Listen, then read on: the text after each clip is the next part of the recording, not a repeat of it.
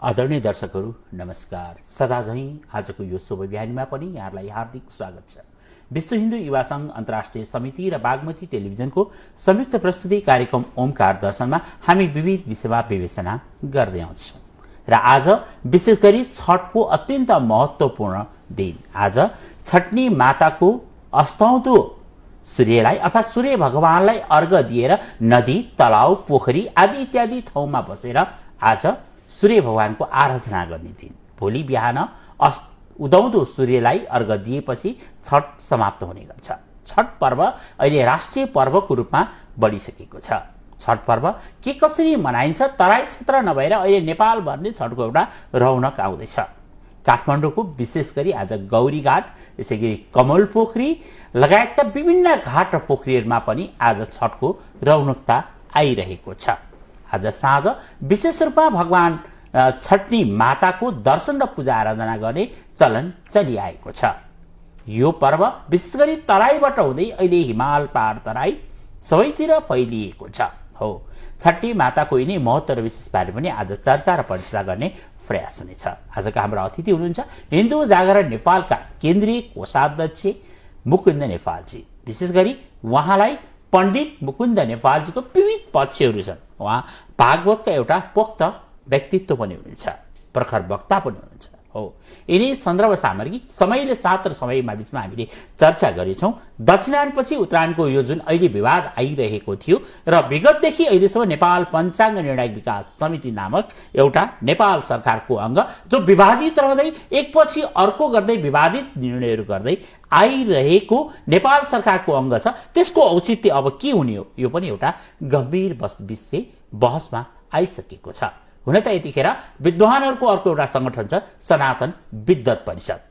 सनातन विद्वत परिषदमा रहेका प्राध्यापक डाक्टरहरूको पनि भूमिका के हुने हो, उहाँहरूको भूमिका कसरी बढिरहेको छ, उहाँहरूको भूमिकाले सनातन धर्मलाई संरक्षण र सम्वर्धन गरिरहेको छ, उहाँ नाम मात्र सनातन विद्वत परिषद हो, यो पनि यतिखेर गम्भीर विषय बनेको छ।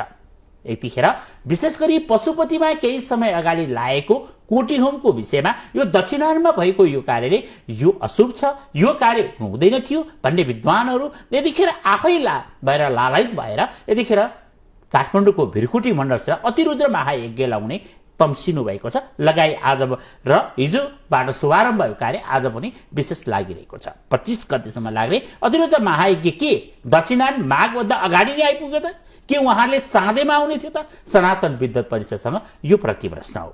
यतिखेर हामीले यो प्रश्न अब जवाब विद्वानहरूले कसरी दिने हुन्, अथवा विद्वानहरूले तोडमोड ढङ्गले दिएर आफ्नै किसिमको व्याख्या दिएर आफूलाई अनुकूल पर्दा चाहिँ यो उत्तरायण हुने र यो आफ्नो अनुकूल नहुँदा चाहिँ दक्षिणायन हुने जुन किसिमको परिभाषा निर्माण हुँदैछ अथवा भाष्य निर्माण गरिँदैछ, यो आफैमा एउटा गम्भीर त्रुटि हो भन्ने हामीलाई लाग्दछ।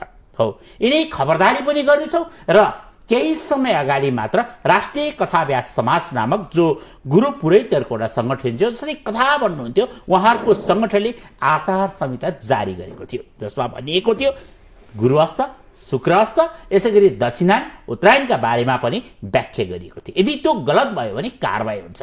अब के हुन्छ? हजारौं गुरुहरू एउटै थलोमा जम्मा भएर यतिखेर अतिरुद्ध महायज्ञ जो दक्षिणायनभित्रैमा त्यो कार्य भइरहेको छ। अब के गर्नुहुन्छ उहाँहरूले? यिनै विषय र सन्दर्भ सामग्री पनि समयको विषयमा आज पस्कने प्रयास हुन्छौँ। सबभन्दा पहिला उहाँलाई स्वागत गरौँ। गुरुवर नमस्कार। नमस्कार हजुर। आराम एकदम ठिक छ हजुर। गुरुवर के छ नयाँ खबर? चल्दैछ हजुर। भर्खर हामीले विजया दशमी तथा दीपावलीलाई विश्राम गरेका छौँ, विदाई गरेका छौँ र नजिकै गरेको जो आजको यो पावन दिवस छ छठी पर्वको, यो विषयको तयारी भइरहेछ। आज छठ आज महत्त्वपूर्ण दिन होइन? आज सूर्य भगवानलाई अर्घ दिने दिन अथवा अस्ताउँदो सूर्यलाई पूजा गरिन्छ। हजुर, आज छठनी माताको रूपमा भगवान सूर्यको पूजा पनि हुन्छ। यो दिन विशेष गरी घाट, तलाउ, पोखरी होइन, जहाँ पानी जम्मा भएको थलो देखिन्छ त्यहाँ विशेष भावले होइन, अत्यन्त यो 3 दिन 4 दिन यतादेखि गरेको पूजा चाहिँ आज अत्यन्त बढी भाव प्रकट गरेर गरिँदैछ। आफ्नो शरीरको लगभग 80% भाग पानीभित्र डुबाएर भगवान सूर्यलाई सम्झने दिन। कसरी बढ्छ गुरुवर यो? बडो सबैले बुझ्न आवश्यक छ यो विषय। केही समय अगाडि तपाईँ हामीले जान्दै गर्दाखेरिको समयमा चाहिँ विशेष गरी तराई मुलुकमा मात्र मनाइने पर्व हो भन्ने खालको एक प्रकारको गलत बुझाइ थियो। तर पछिल्लो समय व्यक्तिहरूमा एउटा जागरणको भाव पैदा भयो। यो भनेको तराईको मात्र पर्व होइन, सारा नेपालीको पर्व हो भन्ने एउटा भावले अहिले चाहिँ नेपालका अधिकांश मेची महाकाली हरेक ठाउँमा चाहिँ यो छैठी पूजा यानि कि सूर्य भगवानको उपासना गर्ने दिन जो आजको महत्त्वपूर्ण दिवस हो, यो पर्वलाई मनाउँदै आइरहेको सन्दर्भमा यसका विशेष आफ्नो एउटा महत्त्व छ। यो सूर्यको साधना गर्ने दिन हो, सूर्यलाई उपासना गर्ने दिन हो। साथमा अस्ताउँदो सूर्यलाई अर्घ दिएर रातभरि जागराम बसेर उनी सूर्यको चाहिँ साधना गर्ने, सूर्य भगवानको मन्त्र जपहरू गर्ने हैन, त्यहाँ विशेष पूजाहरू हुन्छ र उदाउँदै गरेको सूर्यलाई अर्घ दिएर चाहिँ सक्ने खालको एउटा यो अलौकिक एउटा चाहिँ महत्त्वपूर्ण विषय रहेको पर्व हो। अब यसको एउटा मान्यता छ, सन्तान नभएकालाई सन्तान प्राप्ति हुने, सन्तान भएकालाई सुस्वास्थ्य, दीर्घायु, उत्तर प्रगतिको लागि भनेर चाहिँ विशेष गरी यो मातृशक्तिहरूले एउटा शक्तिको स्वरूपमा रहनुभएका प्रकृति पूजक उहाँहरूले चाहिँ विशेष गरी यो पर्व मनाउने क्रम चलिरहेको छ। जस्तो शुद्धा शुद्धिमा पनि अत्यन्त ध्यान दिएको देखिन्छ हैन। यो पर्वमा केराको महत्त्व छ हैन। अब विशेष यो पर्वको कुरा गर्दा चाहिँ सबैले हैन, परिवारका सबै सदस्यहरू नदीमा पुग्ने, पोखरीमा पुग्ने, तलाउमा पुग्ने हैन, आराधना गर्ने, चाहिँ भगवान सूर्यको आराधना गर्ने। आज जसरी साँझ अस्ताउँदो सूर्यलाई गरिन्छ, राजाका प्रसङ्ग कथाहरू आउँछन् हैन, सन्तान पछिका कुराहरू छन् हैन। यी सबै कुराले गर्दा आज छठनी माता भनेर पुजिन्छ हैन। भनेपछि भोलि बिहान उदाउँदो सूर्यलाई जब अर्घ दिइन्छ, यो छठको विधिवत रूपमा समापन हुन्छ। हजुर, अवश्य भने यो एउटा पौराणिक एउटा प्रसङ्ग छ। स्वयम्भव मनुका पुत्र प्रियव्रतको सन्तान नभए पश्चातमा उहाँले चाहिँ एउटा पुत्रेष्टि यज्ञ गर्नुभयो, सन्तान प्राप्तिको निमित्त भनेर यज्ञ गर्नुभयो। सन्तान त भयो तर मृत सन्तानको आगमन भयो। त्यो देखिसके पश्चातमा उनै षष्ठी देवीलाई चाहिँ पुकार गर्नुभयो, वन्दना गर्नुभयो र उहाँको वरदानले त्यो मृत बच्चालाई पुनर्जीवित गरिदिनु भयो। त्यही समयबाट यो चलिआएको चाहिँ पर्व हो भनेर एउटा हाम्रो पौराणिक एउटा महत्त्व पनि छ, मान्यता छ। साथमा यसमा चाहिँ विशेष गरी सूर्यका पत्नीलाई जो उषा र प्रत्युषालाई चाहिँ अर्घ दिएर हैन, साँझमा अर्घ दिने र रातभरि जागराम बस्ने, प्रातःकालमा फेरि सूर्यको विशेष पूजा गर्ने। अघि तपाईँले भन्नुभयो सूर्यको षोडशोपचारद्वारा पूजा गर्ने, केराको खम्बाको चाहिँ त्यो एउटा महत्त्व छ। यसमा चाहिँ पानको पात हैन, विशेष गरी षोडशोपचारद्वारा पूजा गरेर चाहिँ उदाउँदै गरेको त्यो पहिलो सूर्यलाई चाहिँ विशेष गरी अर्घ दिएर चाहिँ उषा र प्रत्युषालाई अर्घ दिएर कार्यलाई सम्पन्न गर्ने एउटा चलन छ। साथमा प्रकृतिको अधिष्ठात्री देवताको रूपमा चाहिँ मानिन्छ देवयानीलाई। उहाँको चाहिँ स्वरूपमा चाहिँ जो प्रकृतिको चाहिँ पूजक तपाईँ हामीले चाहिँ उहाँलाई नै अधिष्ठात्री देवताको रूपमा मानेर चाहिँ पूजा गरेर विधिवत रूपमा चाहिँ यसलाई विसर्जन गर्ने, जो पर्सि बिहान भोलि बिहान चाहिँ सज्जनहरूले चाहिँ विसर्जन गर्ने चलन हो। यो चलिरहेको छ हैन। जस्तो यसको विधिको बारेमा हामीले कुरा गर्यौं हैन। जस्तो एउटा मृत बालकलाई जीवित बनाउन सक्ने वरदान यससँग जोडिन्छ। हजुर हो हैन।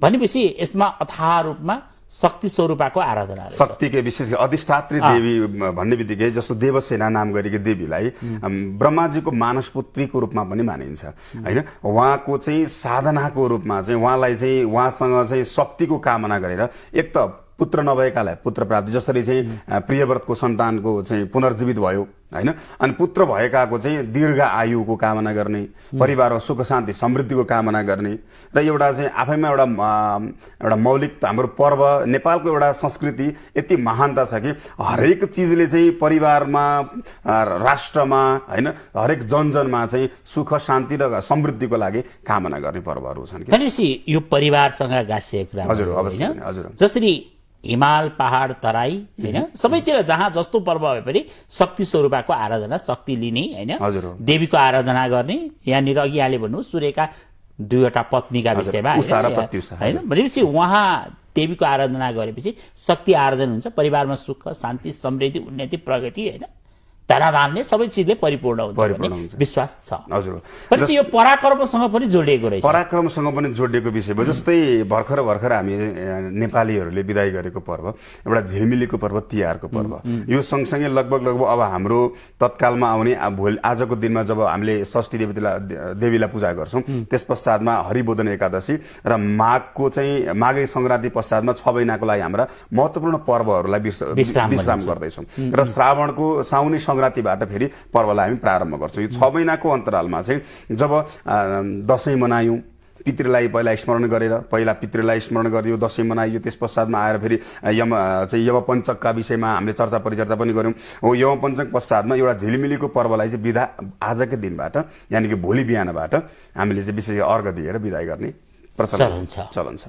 जसरी यो कुरा गरिरहँदा मैले अलिकति प्रसङ्ग बदल्न चाहेँ। हजुर, अवश्य। जस्तै हामीले छठको विषयमा कुरा गऱ्यौँ, आज हामीले अस्ताउँदो सूर्यलाई अर्घ दिएर यसलाई विशेष रूपमा आज राष्ट्रिय पर्व, आज सार्वजनिक विदाको दिन पनि होइन, हरेक तह र तब्काले उपत्यकाहरू हरेक अथवा देशका हरेक ठाउँहरूमा, अझै मधेसमा त अझै बढी नाम भइरहेको छ त्यतिखेर होइन। अर्को एउटा कुरा मैले भनिहालेँ, पहिले एउटा पूजा म आफूलाई पनि सानो छँदै गर्दाखेरि के लाग्थ्यो भने प्रायः जस्तो यो छैठी पूजा भनेको होइन, छठ पर्व भनेको चाहिँ पहाडीहरूले मनाउने पर्व होइन जस्तो लाग्थ्यो क्या। किनकि अब हाम्रो समुदायमा त्यो पर्व मनाएको देखिन्न थियो। अनि कोही हामी सानो हुँदै गर्दाखेरि तराई मूलका व्यक्तिहरू चाहिँ गुहेश्वरीमा आएर चाहिँ पूजा गरेर देख्दै गर्दा रमाइलो लाग्ने बत्तीले चाहिँ भनौँ न हिजो बेलुकादेखि नै बत्तीहरू सरी सजावट भएर फुलद्वारा त्यहाँ अत्यन्त आनन्दित छ क्या त्यो ठाउँ होइन। हामी हेर्न पनि जान्थ्यौँ। अनि त्यो हुँदै गर्दाखेरि यो चाहिँ पर्व हामीलाई पनि लाग्थ्यो यो पर्व त तराई मूलका व्यक्तिहरूको मात्र रहेछ भन्ने लाग्थ्यो। तर वास्तवमै बुझ्दै जाँदाखेरि भनेको त परिवारको सुख शान्ति समृद्धि त तराईको लागि मात्र चाहिने होइन नि त।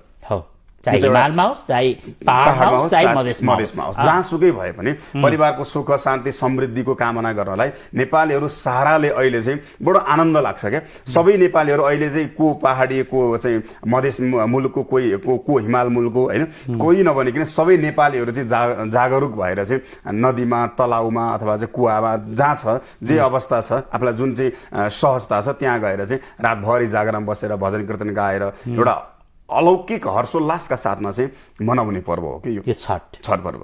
जस्तो यो बिचमा यही भइरहेको छ। यतिखेर मैले अलिकति प्रसङ्ग मैले यही पनि निवेदन गरेँ, जसरी कोटियोम पशुपतिमा कोटियोम लायो, हजुर, कोटियोममा यहाँ पनि पुग्नुभयो होला होइन, पुग्नुभयो। त कोटियोम चाहिँ विवाद रहित हुन सकेन।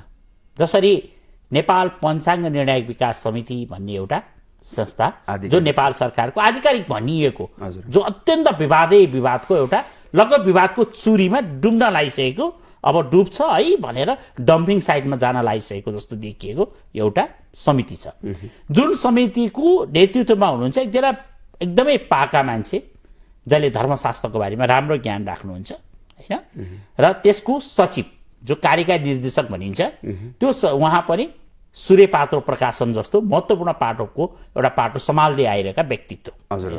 कुनै समय डाक्टर सूर्य ढुङ्गेल भनिन्थ्यो, अब सायद कसैले खबरदारी गर्नुभयो होला, उहाँले आफ्नो नामको अगाडिको डाक्टर हटाउनु भएको छ, अहिले सूर्य ढुङ्गेल मात्र लेख्नुहुन्छ होइन। उहाँको बारेमा हामीले विस्तृत रूपमा एउटा रिपोर्ट बनाएका छौँ। उहाँ डाक्टर होइन भन्ने कुरा चाहिँ आम मिडियामा आउन थालेपछि उहाँले हत्तपत्त आफ्नो नामको अगाडिको डाक्टर चाहिँ हटाएर अहिले सूर्य ढुङ्गेल भन्नुभएको छ।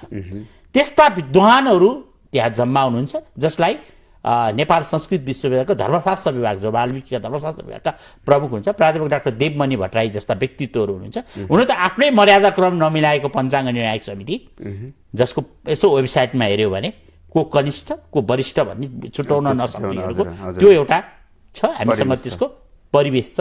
र मृतकलाई पनि परिषदको त्यो सञ्चालक समितिको सदस्य भन्ने त्यो पञ्चाङ्ग निर्णायक विकास समिति हामीले धेरै नजिकबाट निहालेका छौँ। उहाँहरूको भिडियो रिपोर्टिङ हामीले बनाएका छौँ।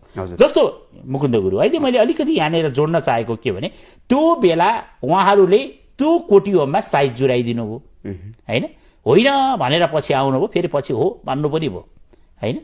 अब फेरि अहिले चाहिँ उहाँले त्यो बेला धेरै विद्वानहरूले भन्नुहुन्थ्यो यो दक्षिणायन भएको हुनाले यो उपयुक्त समय थिएन है, उत्तरायणमा हुनु पर्थ्यो र यो उपयुक्त समय थिएन भनिरहेकै बेला काठमाडौँको भिरकुटी मण्डपमा अतिरिक्त महायज्ञका नाममा एउटा अर्को फेरि धार्मिक कार्यक्रम लगायो। त्यो कार्यक्रम चाहिँ के माघमा हुने उत्तरायण चाहिँ अब दक्षिणायनको बिचको यो अहिले चाहिँ बिचमा उहाँहरूलाई चाहँदा चाहिँ हट्दो रहेछ, के लाग्छ? यहाँ पनि एउटा विद्वान हुनुहुन्छ, के लाग्छ यहाँलाई? वास्तवमा यो अहिले के भइरहेको छ भने मेरो आफ्नो बुझाइमा चाहिँ विगत लामो समयदेखि यहीसँग सम्बन्धित विषयमा चाहिँ केही सिक्ने र जानेको र सिकाउने क्रममै छु म। यसो हेर्दै गर्दाखेरि हामी आफ्नो खुट्टामा बन्छर आफैले हान्दै त छैनौँ।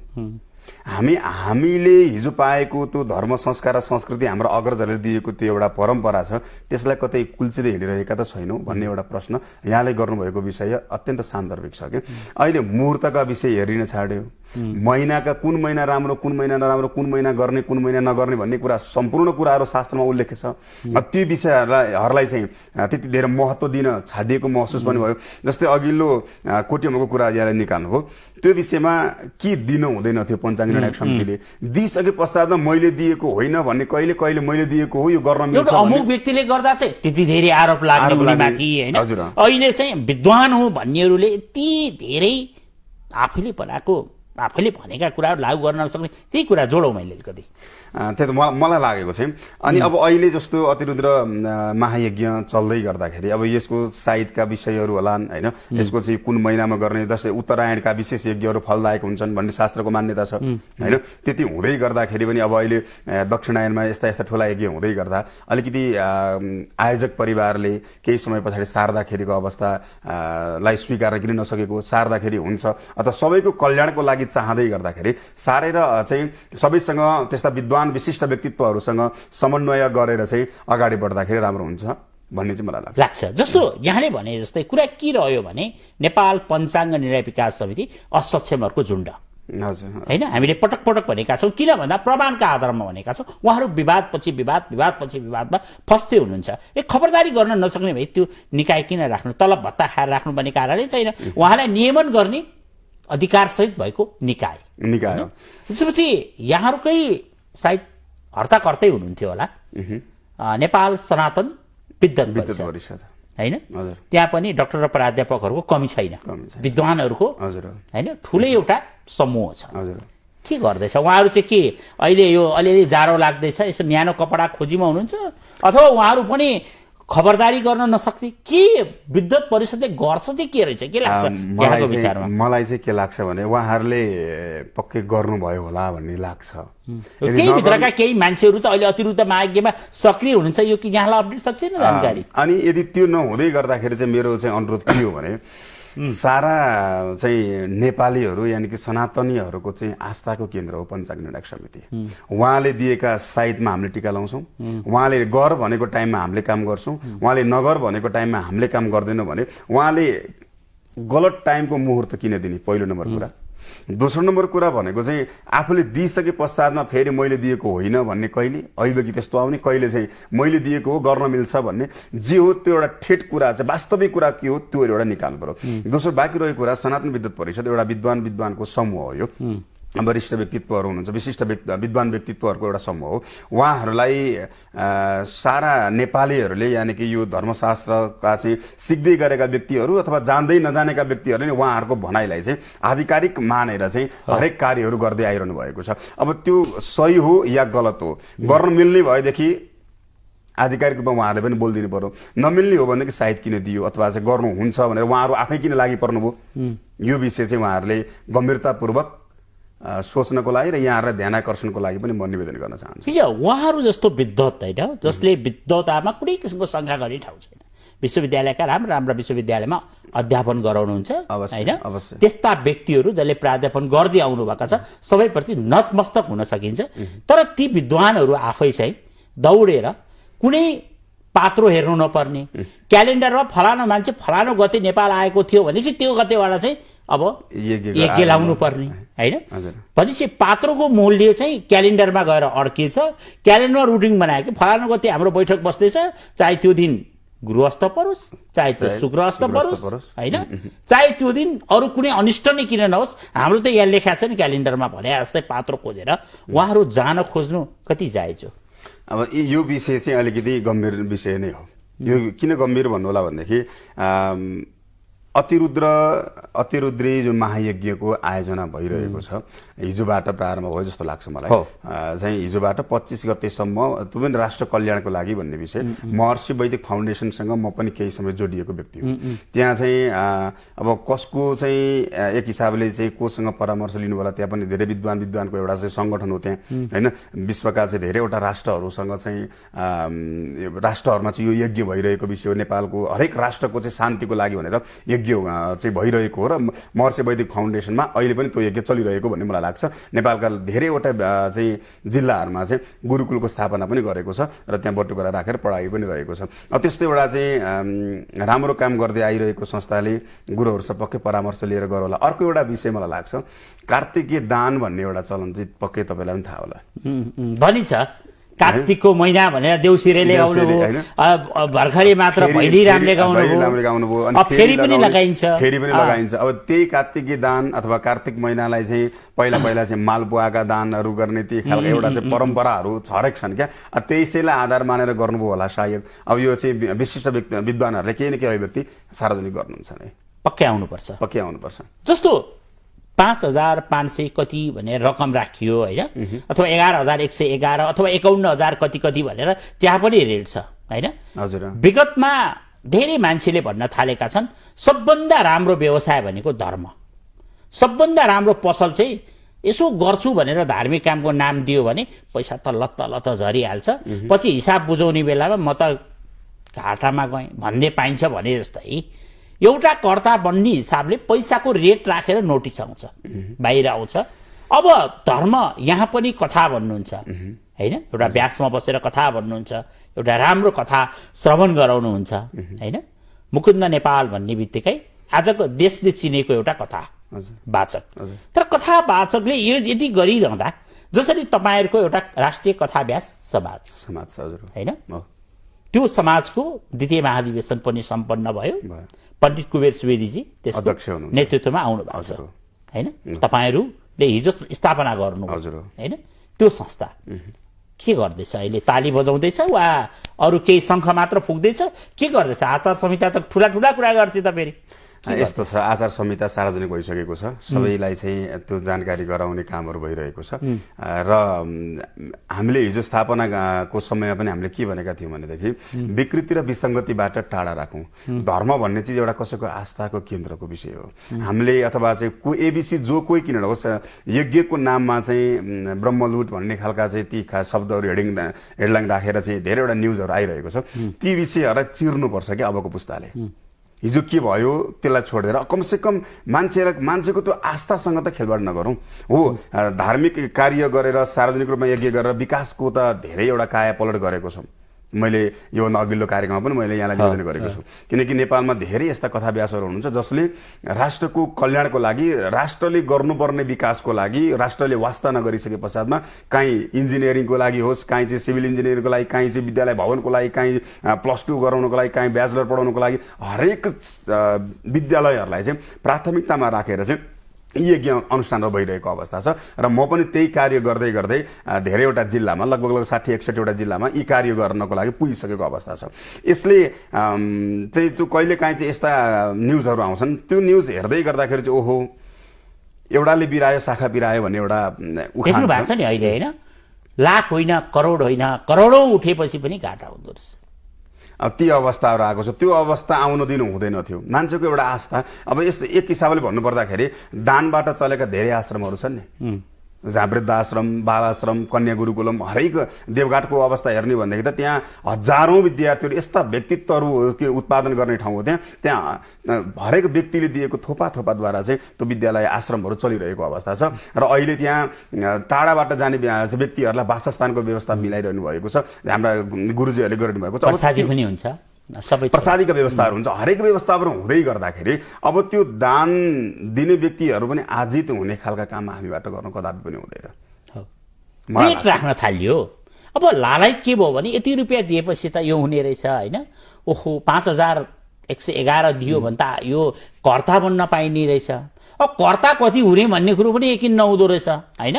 कता चाहिँ टुँडी खेल भरेर तपाईँ कर्ता भनेर छर्किदिएको माइकबाट बोलेपछि कर्ता हुने हो कि अथवा कर्ताको नियम छ कि अघिल्लो दिन चाहिँ त्यो एकदमै एउटा बस्नुपर्ने हो कि चोखो नीति अपनाउनु पर्ने हो कि उसले त्यो अघिल्लो दिनदेखि नै होइन अलिकति बार्नुपर्ने चिजहरू बार्नुपर्ने हो कि टन्न होइन त्यो सोमरस पिएर हल्लिँदै भोलिपल्ट चाहिँ म कर्ता हुँ भनेर गयो भने त्यो कर्ता हुने कि नहुने? त्यस्तो त पक्कै विधान त होइन नि। त्यो कर्ता भनिसके पश्चातमा अघिल्लो दिनदेखि नै शुद्ध आचरणमा रहेर होइन चाहिँ एक छाकी जस्तो एक हिसाबले बसेर शुद्ध भावमा रहेर चाहिँ भोलिपल्ट गएर चाहिँ पितृहरूलाई स्मरणदेखि लिएर हरेक कार्य गरेर भोलिपल्ट गएर कर्ताको रूपमा बस्ने हो। अनि कर्ता भनेको चाहिँ जस्तो फलानु 5111 बुझाइयो भने म फलान ठाउँको कर्ता प्रमाणपत्र त आइहाल्छ, घरमा बित्ताउँछ, किनभने उसले म कर्ता थिएँ है त्यो यज्ञको भन्न पाइयो नि। त्यस्तो व्यापार चाहिँ जस्तो यहाँले अघि यहाँकै मैले शब्द सापडी लिएँ भने कुरो जस्तो यहाँले भन्नुभयो धेरै सामाजिक कामहरू गर्नु भएको छ। यतिखेर नेपालका प्रथम धार्मिक शहीद वाचन नारायण प्रसाद पोखरेलज्यूलाई सम्झन चाहन्छु। धेरै विद्वान गुरुजनहरू हुनुहुन्छ होइन, यतिखेर उहाँलाई हामीले भावपूर्ण श्रद्धाञ्जली दिनुपर्ने हुन्छ होइन। उहाँहरूलाई सम्झिन्छ, उहाँहरूको देन अनुकरणीय थियो, छ, रहन्छ। कोटियमको इतिहास खुन्न थाल्यो भने ब्रह्मलीन राष्ट्रगुरु योगी नारायणनाथप्रति नतमस्तक हुनुपर्छ होइन। हामीले कथाका कुराहरू गऱ्यौँ, जहाँ नाचगान नभएको कथा कुरा गऱ्यौँ भने आचार्य खेमराज केशव शरणज्यूलाई सम्झिनुपर्छ होइन। पछि नाचगानको नयाँ पुस्तामा आइपुग्दा पण्डित नारायण प्रसाद पोखरेलजी आउनुभयो। अब युवा पुस्तामा यहाँहरूको एउटा ठुलो टोली छ होइन। त्यति भनिरहँदा कथाव्यास समाजले जुन आचार संहिता जारी गर्यो, यो चिज गर्यो भने हामीले तिमीलाई गलत भयो भन्छौँ है भन्नुभयो क्या। मैले यही सायद यहीँ बसेर कथाव्यास समाजका महासचिव आचार्य राघव उपाध्यायज्यूलाई पनि सोधेको थिएँ, तपाईँको यो आचार संहिता त्यत्तिकै बगेर जान्छ कि अथवा सेलाउनु पर्छ कि अथवा कसैले च्यातेर यो अचम्मको बनाएछन् है, धिक्कार छ तिमीहरू पण्डित भन्ने दिन आउँछ कि भन्दा उहाँले गर्वसाथ भन्नुभएको थियो। यो लागू हुन्छ, लागू गरिन्छ भन्नुभएको थियो। हुन त त्यो मसिन नसुक्दै नारायटीमा कथा लायो। त्यहाँ केही गर्नु भएन तपाईँहरूको संस्थाले। अहिले पछिल्लो चोटि यति ठुलो यज्ञका नाममा आउँदा जसले दक्षिणानमा हुँदैन भनेर तपाईँहरूले ल्याउनु भएको नीति होला सायद, यो शास्त्रको कुरालाई फलो गर्नुभयो मात्र, अरू नयाँ चाहिँ जन्माउनु भएको पक्कै होइन। भनेपछि उत्तरायण चाहिँ कहिलेबाट लाग्छ भन्दा माघबाट लाग्छ होइन। जसरी त्यसैका कारणले गर्दा यो वर्षको माघमा चाहिँ देवघाट जो आदि प्रयागको ठाउँमा कुम्भ लाग्दैछ है भनेर एउटा तयारी भइरहेको आएको छ। त्यो चाहिँ उत्तरायणको भएको हुनाले त्यो बेलामा लाग्नुपर्छ भनेपछि यो दक्षिणायनमा लाग्ने गुरुहरूलाई चाहिँ अब तपाईँको राष्ट्रिय कथाव्यास समाजले के गर्छ? पण्डित भनेर पूजा गर्छ वा सम्मान गर्छ वा उहाँहरूलाई अभिनन्दन गरेर गाउँ घुमाउँछ वा रथ यात्रा गर्छ? के छ प्लान? सागर सर यस्तो छ क्या, अब राज्यले एउटा कानुन बनाउँछ हो, कानुन बनाइरहँदै गर्दा धेरै जसो जनताहरूले राज्यको कानुन मान्छन्। केही यस्ता व्यक्तिहरू छन् जो राज्यको कानुनलाई सम्बोधन नगरेर नमानेर उनीहरू अहिले चाहिँ गलत काम गर्दै हिँडिरहेका छन्। राष्ट्रिय कथाव्यास समाजले एउटा विधान तयार गर्यो हो, आचार संहिता तयार गर्यो। आचार संहिता त्यस्ता व्यक्तिको लागि मात्र हो जो व्यक्ति चाहिँ ओहो म सुध्रिनुपर्छ भन्ने खालको व्यक्तिलाई हो। अब आचार संहिता तयार भएर सबैको जनजनको चाहिँ हातमा पुर्याउँदै गर्दाखेरि पनि म अब अझै पनि म सुध्रिन्छु भन्ने भाव आउँदैन भने अब एउटा व्यासमा बसेको व्यक्ति हो अरूलाई पाठ सिकाइरहेको छ। सामान्य कुरा मैले हाम्रो यो छलफल हुँदै गर्दा नि मैले भनेको थिएँ, पण्डितले बिहानदेखि बेलुकासम्म गर्नुपर्ने काम के हो, त्यसको पनि आचार संहिता बनाएर हिँड्ने एउटा कुरा। दोस्रो कुरा भनेको चाहिँ कमसे कम गलत समयमा मैले यज्ञ गर्नुहुन्न, गलत समयको यज्ञले नजुरेको समयमा चाहिँ यज्ञ गर्दै गर्दा राष्ट्रलाई हानि, घरको प्रमुखलाई हानि, सन्तानलाई हानि, हरेक कुराहरू छ नि त्यो विषय। अब त्यो विषयको वास्तै नगरिकन चाहिँ यज्ञ गर्ने र गराउने चाहिँ दुवै दोषी अथवा चाहिँ दुवै पापका भागीदारी त हुने भयो। पहिलो भागीदारी को हुन्छ भन्दा गर्न लगाउनेवाला व्यक्ति हुन्छ क्या। एकछिनको लागि कर्ता तपाईँ, तपाईँले मसँग सल्लाह लिनु, मैले नहुने टाइममा हुन्छ भनेर चाहिँ कार्य गर्न लाग्यो भनेदेखि त्यो त सोध्या त मलाई हो नि त, त्यसको भागीदार मैले हुनुपर्छ र त्यसको दण्ड चाहिँ मिले हामी सकेदेखि त्यही समाजले गर्ला, नभएदेखि पक्कै परमात्माले चाहिँ अवश्य दण्ड दिनुहुन्छ।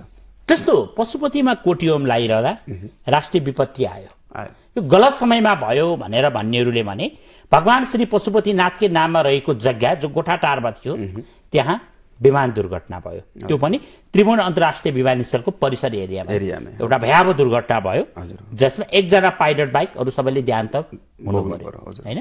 त्यो दुःखद घडी हामीले सम्झना छ। त्यही बिचमा केही समयपछि त्यही को यसै सेरोफेरोको बिचमा हुनुपर्छ हेलिकप्टरको दुर्घटना भयो, होइन? यज्ञलाई नै दिएर कोटियोमलाई दोषी हो भन्नेहरू पनि थिए। त्यसै गरी र 2वटा बस जो पुरिएर बेपत्ता भए, अहिलेसम्म अत्तो-पत्तो छैन। हजुर। त्यो पनि समयमा त्यो नजुराएको हुनाले है भनेर भन्नेहरू पनि कमी थिएनन्। आज उहाँहरूको मुखमा केले बुझो लाग्यो त्यो थाहा छैन। के लाग्छ यस्तो कुराहरू गरिरहेको सुन्नुभयो होला तपाईँ कति ठाउँमा कथा लाउँदा हिँड्दाखेरि, खै केही कुरा जुरेन भने यो पण्डितले गतिलो गरेन कि अथवा पण्डित नीतिमा बस्दिएन कि भन्नेहरू पनि आरोप लाग्छ। ती खालका विषयहरू अवश्य छन्, तर पनि मेरो एउटा चाहिँ त्यो एउटा संयोग हो।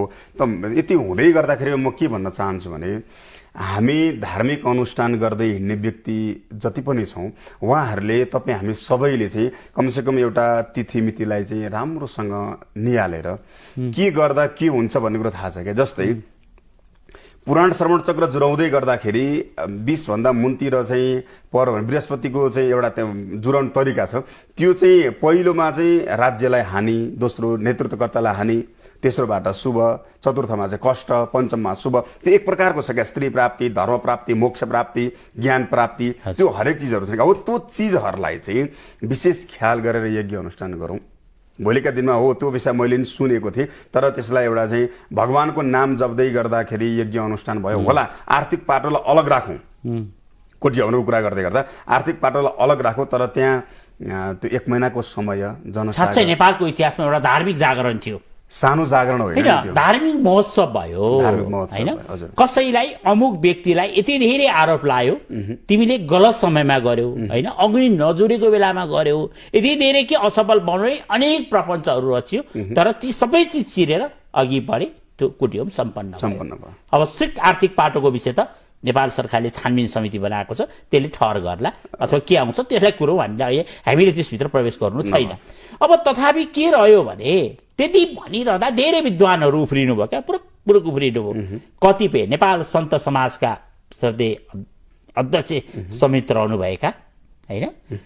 नेपाल सन्तका अत्यन्त श्रद्धेय गुरुवर, होइन? श्री ज्ञानन्द सरस्वती श्री महाराज, होइन? जसले आत्मानन्द गिरिजी महाराज जस्ता अनि रमानन्द श्री स्वामी श्री महाराज जस्ता प्रचण्ड विद्वानबाट संरक्षित रहेको नेपाल सन्त समाजका एकजना श्रद्धेय गुरु चाहिँ यो दक्षिणायन भइरहेको यो चाहिँ अतिरुद्र महायज्ञमा आशीर्वाद प्रदान गर्नका लागि मञ्चमा आसीन हुनुहुन्छ।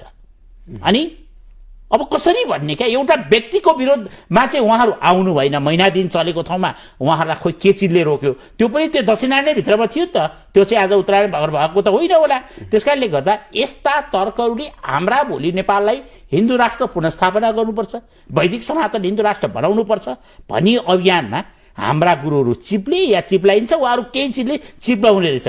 के लाग्छ एउटा स्वतन्त्र गुरुको रूपमा भएर बस्दा के भन्नुहुन्छ? स्वतन्त्र रूपमा भन्नुपर्दाखेरि जस्तै विशिष्ट विद्वान व्यक्तिहरूले अब यसका चाहिँ जस्तै कालान्तरका भेदहरू छन्, होइन? समयका भेदहरू छन्, कुन यज्ञ कुन समयमा गर्ने, कुन यज्ञ कुन समयमा नगर्ने भन्ने विषयहरू पनि छन्। ती विषयहरूलाई केही न केही मध्यनजर पक्कै गर्नुभयो होला। यो विषयमा चाहिँ म विशिष्ट विद्वान व्यक्तिहरूले पक्कै मैले अघि पनि हजुरलाई निवेदन गरेँ, केही न केही उहाँहरूले सार्वजनिक गर्नुहुन्छ। होइन, एउटा भनाइ छ नि, हजुर, बिहे पछिको पोते, लगन पछिको, होइन? लगन पछिको पोते। हजुर, अब त्यो लगन पछिको पोते उहाँले अब जेसुकै भनेर आए पनि सामान्य एउटा अहिले दर्शकहरूले तपाईँलाई हेरिराख्नु भएको, देश विदेशबाट हेरिराख्नु भएको छ, उहाँ दर्शकले बुझ्ने भाषा बनाउनु पर्यो क्या। आज दर्शकले के बुझ्नुहुन्छ भने यो दक्षिणायन भनेको चाहिँ यो महिनासम्म लाग्ने रहेछ। पहिले के बुझ्यो भने माघ महिनाभन्दा पछि पो गर्नुपर्ने रहेछ यज्ञहरू त, होइन? त्यस्तो ठुला यज्ञहरू त त्योभन्दा पछि गर्नुपर्ने रहेछ। अन्य यज्ञको फल प्राप्त हुने रहेछ, त्योभन्दा अगाडि गरेको यज्ञका फल प्राप्त हुँदैन अरे भन्ने कुरा बुझे। आज हामी कार्तिक महिनामा छौँ, हजुर, होइन? कार्तिक महिनामा माघमा लाग्ने उत्तरायण त दक्षिणायनभित्रमै पर्दो रहेछ नि त। उहाँलाई चाहिएपछि त त्यो रबड तन्काउन पनि मिल्ने रहेछ, छोडिदियो भने खुम्चेर आएर बस्ने पनि रहेछ नि त। विद्वानले भोलि जे भन्नुहुन्छ त्यही कुरालाई हिजोको समाज हो र भने के। मैले आज यहाँलाई प्रश्न गरिरहँदा मलाई हजारौँ दर्शकहरूले कमेन्टमा लेख्नु भएको छ, यो प्रश्न सोधिदिनुहोस् न गुरुहरूलाई ल्याएर, यो गुरुहरूले बाट सोधिदिनुहोस् न के हो, यो सर्दो रहेछ कि अथवा सार्न मिल्ने रहेछ कि, के रहेछ यो भन्ने कुराहरू आएको छ। के लाग्छ यहाँलाई? अब प्रष्ट कुरा राख्नु पर्दाखेरि चाहिँ शास्त्रले भनेका समयहरू, शास्त्रले चाहिँ यो समयमा चाहिँ गर्दा हुन्छ भनेका विषयहरूलाई नै अवलम्बन गर्नुपर्छ भन्ने कुरा चाहिँ मेरो बुझाइ हो। पोसाक लाउँदैमा अथवा पदवी धारण गर्दैमा वा श्री श्री श्री श्री भनेर सम्बोधन हुँदैमा शास्त्रभन्दा माथि त पक्कै हुनु होइन। समय अनुकूल नहुँदै गर्दाखेरि गरेका कार्यहरूले चाहिँ अलिकति भोलिका दिन अहिले मैले भनिसकेँ राज्यदेखि लिएर हरेकलाई हानि हुन्छ होइन। त्यही भएर पक्कै पनि उहाँहरूले बुझ्नु भएको छ यो समय कस्तो भन्ने कुरा होइन। यसको चाहिँ भागीदारी स्वयं हुनुपर्छ। अहिले मैले भने नि त्यो गर्ने भन्दा गर्न हुन्छ भन्ने व्यक्ति बढी दोषी हुन्छ, त्यो दोषी हुन्छ। त्यो विषयमा पक्कै उहाँहरूले केही न केही सोच्नु भएकै छ, सोच्नु भएको छ। अवश्य भनेपछि भागीदारी लिनुपर्छ। हजुर, शास्त्रभन्दा माथि उहाँहरू होइन। शास्त्रभन्दा माथि कदापि कोही पनि छैनौँ क्या हामी। एउटा पद्धति छ, नियम छ, नीति छ, राज्यको एउटा कानुन छ। हाम्रो चाहिँ वैदिक पद्धतिको एउटा कानुन छ नि त अलग एउटा होइन र। त्यो कानुनतः काम गर्ने व्यक्तिहरूको लागि सदैव जयदै छ। कानुनतः काम नगर्ने व्यक्तिहरूलाई कानुनको अथवा त्यो हाम्रो वैदिक परम्परालाई भन्दा अतिरिक्त रहेर काम गर्ने व्यक्तिहरूको सँग चाहिँ मेरो सदैव गुनासो रहन्छ। त्यो 1 महिना पछि र अघिले केही बिग्रिँदैन। समय अनुकूल बनाएर मात्र कार्य गरौँ र गर्ने गरौँ। हजुर, पात्रो हेर्ने गरौँ भन्ने हाम्रो पनि भनाइ हो। क्यालेन्डरको भरमा निर्णय गर्न थालियो भने कहाँ कहाँ गएर चिप्लिन थाल्छ। अब त्यो विषयमा आधिकारिक व्यक्तिहरूले आएर पक्कै पनि जवाफदेही हुनुहुन्छ, आएर जवाफ पनि दिनुहुन्छ। होइन, उहाँहरू निधाउनुहरू छ क्या, बुढीबुढा हुनुभयो भन्ने पनि किन भन्नु, वृद्ध पनि चाहिन्छ हामीलाई होइन। हाम्रा मार्गदर्शक हुनुहुन्छ होइन। तर मार्गदर्शकहरू धेरै निधाउन थाल्नु भएछ क्या। अलिअलि भर्खर चिसो बढेर पनि होला। जसरी यो अतिरिक्त महायज्ञ हुँदैछ भन्ने कुरा उहाँलाई पक्कै थाहा थियो। धेरै विद्वानको अनुहार मैले देखेको छु। हामीले आज एकाध विद्वानहरूको नाम मात्र कोट गरिरहेको छु। कुनै दिन आउला, इतिहासले साँचिरहन्छ। भोलिको पुस्ताले पक्कै खोज्छ यो कुरा, किनकि अबका पुस्ताले विज्ञानभित्र अध्यात्म छ, अध्यात्मभित्र विज्ञान छ भन्ने कुरा परिभाषित गर्न खोजिसकेका छन्।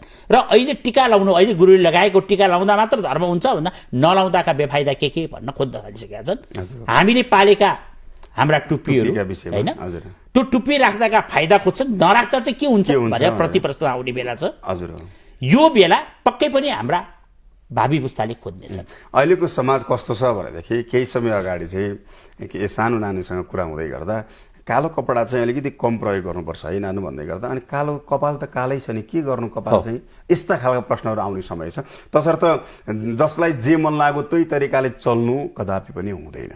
त्यहाँभित्र खोजी हुन्छ। अब खोजी हुन्छ होइन। अहिलेको जमाना मन्त्री किन जाने भन्ने खालका प्रश्नहरू आउँछन् होइन। यो मन्त्र किन जप्ने, टुपी किन पालेको, धोती नै किन लगाउने भन्ने खालका प्रश्नहरू। अहिलेका बच्चाहरू एक प्रकारको अलिक बढी स्पिड छन्, अलिक छिटो छन्, जिज्ञासु छन्। उहाँहरूसँग दुनियाँ छ क्या। अहिलेका सन्ततिसँग दुनियाँ छ होइन। उहाँको हातमा मोबाइल पर्छ, बाबु नानीका हातमा। उनले त्यो सर्च गरेर गुगलमा हेर्ने बित्तिकै हामीले भन्दा बढी उहाँहरू अगाडि बढ्नुहुन्छ भने त्यहाँ खोज्नुहुन्छ। त्यहाँनिर प्रत्येक पलका घटनाहरू अपडेटिङ हुन्छ। मेरो घरमा पालिएको बिरालो, म सानो उदाहरण गरेँ, मेरो घरमा पालिएको बिरालोले के गर्यो भने चाहिँ त्यो बिरालो ठिक रहेछ, के गर्दा चाहिँ बेठिक रहेछ भनेर त्यो सानो बालकले खोज्छ होइन। हिजोसम्म हामी बिरालोले बाटो काट्दा चाहिँ आज अशुभ भयो है भनेर घर बस्नेहरू पनि थिए हाम्रा पुस्ताहरू। आज चाहिँ होइन है, त्यो होइन रहेछ, किनकि उसको पनि घर त यही रहेछ नि, बाटो त्यही हो, घर त्यही हो, घर रहेछ, ऊ पनि आफ्नो बाटोमा त ओहोरदोहोर गर्न सक्छ नि भन्ने पुस्ताहरू जन्मदै गयो। भनेपछि यो पुस्ता तयार हुँदैछ भनिरहँदा चाहिँ आफूलाई गेरुवा अथवा भगुवा वस्त्र लगाएर आफूलाई गुरु भन्न रुचाउनेहरू, अनि म कथाकै भनेको भरमा चाहिँ मेरो घरको श्रीमती पाल्छु अथवा कथाहरू भनेर अथवा धर्मशास्त्रका कामकाजहरू गरेर परिवार पाल्नेहरूले आज चाहिँ मैले जसो तसो चलिहाल्यो, भोलि चाहिँ जे होला भने जस्तो गरेर त्यो कामले कहाँ पुर्याउला गुरु? एउटा विषय सागर सर, मैले तपाईँलाई किन गरेँ भने वस्त्र खराब होइन, वस्त्र लगाउने व्यक्ति खराब हुन सक्छ। मैले पनि त्यही लाँदैछु। किन भन्नु होला भने जस्तै यस्ता विशिष्ट व्यक्ति विद्वानहरू जसले चाहिँ त्यो गेरु वस्त्रको आफै नै एउटा महत्त्व छ। त्यो लगाएर हिँड्ने बित्तिकै संसार जुट्छ होइन। अब त्यो व्यवहारमा त्यो गेरु वस्त्र लगाउने योग्य छैन, तर गेरु वस्त्र लगाएर हिँड्छ भने त्यस्ता व्यक्तिहरूबाट चाहिँ जोगिनु पर्यो। किनकि अहिले तपाईँले पक्कै पनि तपाईँ देवघाटतिर गइरहनुहुन्छ होइन। नेपाल सन्त समाजका चाहिँ विशिष्ट यस्ता विद्वानहरू हुनुहुन्छ जसले हजारौँ नेपाली सन्तानहरूलाई त्यहाँ राखेर 10-12 वर्षसम्म त्यही आफ्नो चाहिँ अरूले दिएको भिक्षा या अरूले दिएको दानबाट पालेर चाहिँ विशिष्ट श्रेणीमा चाहिँ एउटा चाहिँ त्यो लेभलको बनाएर निकाल्नु भएको छ क्या। त्यो चान्चुने चुनौती होइन। त्यस्ता विद्वान व्यक्तिहरू हुनुहुन्छ। अब त्यही वस्त्र धारण गरे कोही चाहिँ अलिकति आफूलाई चाहिँ गृहस्थमा पनि रहने अनि वस्त्र त्यस्तो खालको लगाएर हिँड्ने व्यक्तिहरूबाट चाहिँ जोगिनुपर्छ। अब ती गृहस्थ जीवनमा आएकाहरूले त किन यसो गरेको हो भनेर कसैले सोध्यो भने होइन, यो त तपाईँ यदि गृहस्थ जीवनमा नबसेको भए त गोत्र कसरी आयो भन्नेहरू पनि छन् होइन। गृहस्थ जीवन पनि एक किसिमको सबैभन्दा ठुलो साधना हो। त्यो टिकाउनु पनि सबभन्दा ठुलो कुरो। एकजना कथामै भन्ने एकजना पात्र हुनुहुन्थ्यो, उहाँले टिकाउन नसक्दा उहाँ पनि स्वाहा भएको आज हामीले हाम्रै यो बिचमा देखिरहेका छौँ। उहाँको त्यो हिजोको प्रतिष्ठा आज धेरै गाह्रो भइरहेछ, सङ्घर्ष गर्नु परेको छ। कथाव्यास भन्ने बित्तिकै तपाईँहरू मार्गदर्शक अथवा हाम्रो सूक्ष्मभन्दा सूक्ष्म नेत्रको ज्योति होइन गुरुवर हुनुहुन्छ। मैले यतिखेर यति धेरै कुराहरू किन राखिरहेँ भने हामी छठदेखि यहाँसम्म आउँदा यो बिचमा अतिरुद्र महायज्ञका नाममा फेरि हामी चिप्ल्यौँ, फेरि हामी गलत बाटो समात्यौँ। अब विद्वानले भोलि त आफ्ना कुरा परिभाषा ल्याउनु होला। म दर्शकलाई साँची राखेर भन्छु, हरेक कुरा पिताले भनेका कुरा पनि कति गलत हुनसक्छ। सुनेका भरमा होइन, प्रमाणका आधारमा गरिनुपर्छ। र तपाईँ दर्शक सबैभन्दा ठुलो भगवान हो।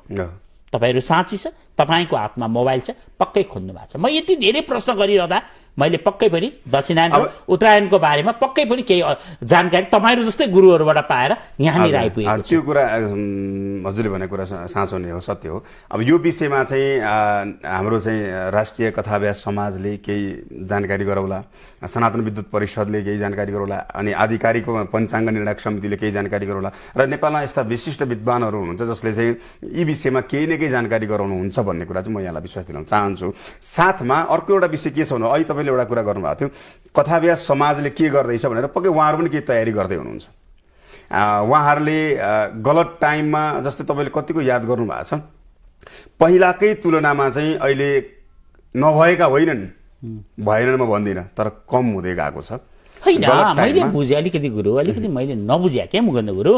कस्तो भन्दा दर्शकले पनि बुझ्नुहुन्न क्या, तपाईँहरूले विरोध त गर्नुहुन्छ क्या, तर यसरी हुँदैछ भनेर पहिले भनिदियो भने त जहाँ लाग्न गएर लालायत भएर 1000 दक्षिणा पाइएला भनेर लाइन लागेर नाम दर्ता गर्न कुद्ने गुरुहरू कथाव्यासको विज्ञप्ति आयो जानुहुन्न है, अब हामीलाई ब्ल्याक लिस्टमा राख्ने रहेछ भनेर आत्तिनु हुन्थ्यो होला नि त।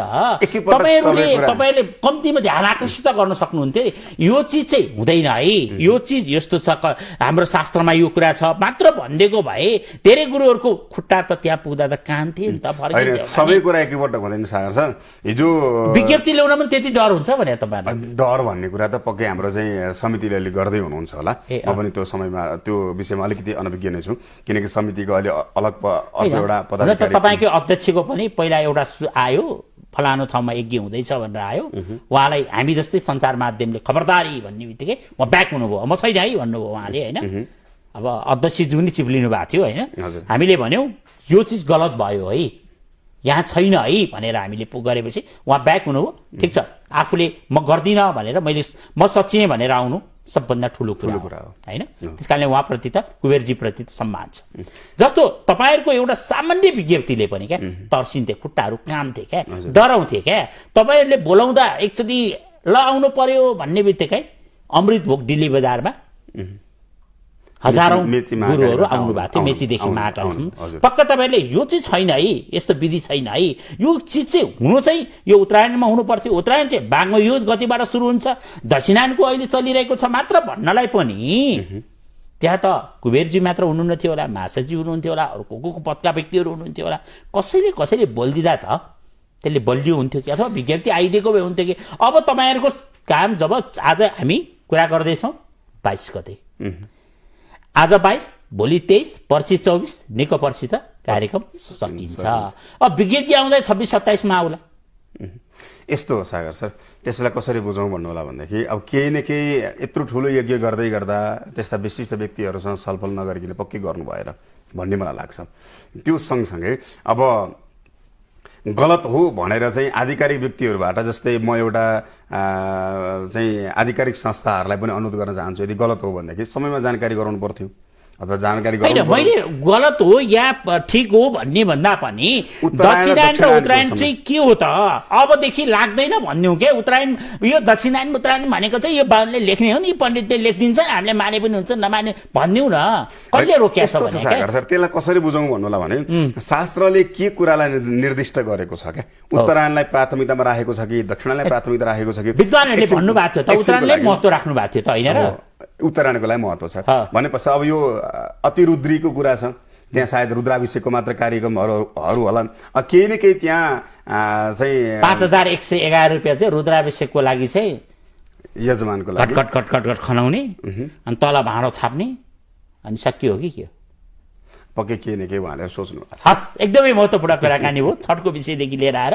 पक्कै पनि गुरुहरूमा सच्चिने वातावरणसम्म बनोस् विशेष गरी नेपाल सरकारको संस्कृति पर्यटन तथा नागरिक उड्डयन मन्त्रालय अन्तर्गत रहेको निकायलाई पनि सच्याउनको लागि अन्त्यमा के भन्नुहुन्छ म अघि पनि भने अहिले पनि दोहोऱ्याउन चाहन्छु समय सही समयमा गरेका यज्ञहरूले चाहिँ सारा जनताको लागि विश्व कल्याणको लागि चाहिँ एउटा त्यो शक्ति प्रदान गर्दछ गलत टाइममा गलत समयमा चाहिँ यज्ञ नजुराइकिन त्यही खालका यज्ञहरू नगराउँ भन्दै छठ पर्वको यहाँहरू सबैलाई शुभकामना व्यक्त गर्न चाहन्छु हस् समयका लागि यहाँ पनि धन्यवाद हस् नमस्कार आदरणीय दर्शकहरू आज विशेष गरी छठको दिन हामी यति खरो दरो किन उपस्थित भइरहेका छौँ भन्दा उत्तरायण र दक्षिणायनको बीचको विवाद अथवा दक्षिणायनमा नहुनुपर्ने यज्ञहरू चाहिँ किन गरियो अथवा उत्तरायणमा अब छैन अब हट्यो भनेर भन्ने नेपाल पञ्चाङ्ग निर्णय विकास समिति वा त्यसै गरी नेपाल सन्त समाज वा आफूलाई विद्वानहरूको ठुलो समूह भनेर दाबी गर्ने सनातन विद्वत परिषद वा